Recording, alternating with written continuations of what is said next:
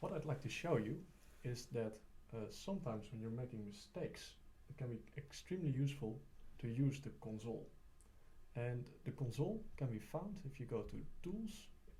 This is in Firefox, by the way. If you go to Tools, Web Developer, and the Web Console. And the Web Console is a little bit like a text editor, and I can just use it to execute JavaScript. Let me show you. Okay. Remember, we've got our page here, and one of the elements in the page is the picture attribute. So what I can do is I can just say document get element by ID and say picture, just so. And now I can just take the source and change it back to lion dot and press enter. There you go. I can just execute JavaScript and to try out whether things work. Cool. This can be exceptionally useful if I make mistakes, and I want to show you by introducing some errors to my code. So for example, alert is a keyword that JavaScript knows and knows what to do with, but alert, it doesn't know.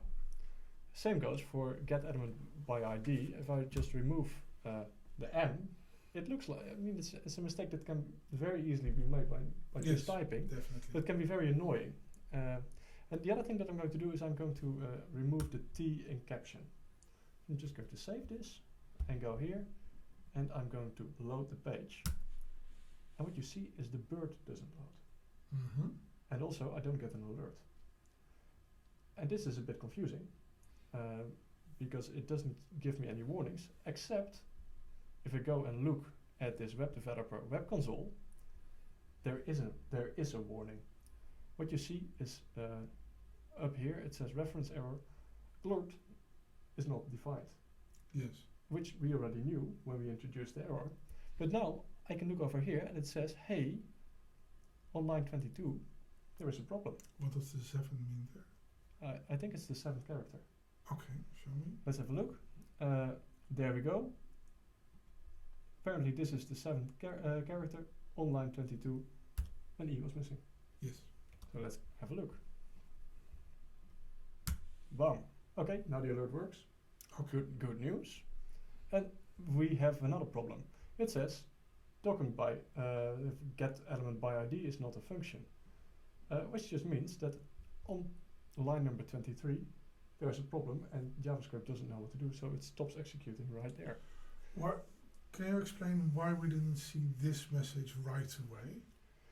Because it what happened is JavaScript runs from the top to the bottom, and when it finds a problem it just stops with that particular script. Okay. But I can fix this. I just go to line 23, and yes, there is a problem there, and let's execute it and see what happens. I reload the script, alert still works, the page continues, and now I get a very different error, because what it says is document.get element by ID ... is null. And it's on line 26, and we already know what the problem is because we just removed it. It can't. What happens is I've just told JavaScript to go and look for an element which is called capion. Yes. Now, let's go and look. It's not there. Mm-hmm. And that's exactly what it says. It says, hey, this element, which I've been looking for, does not exist. Yes. Which can very easily be fixed by making sure that this one matches that one. Yeah. So if your page is not doing what you think it should be doing, go to the console and have a look at it.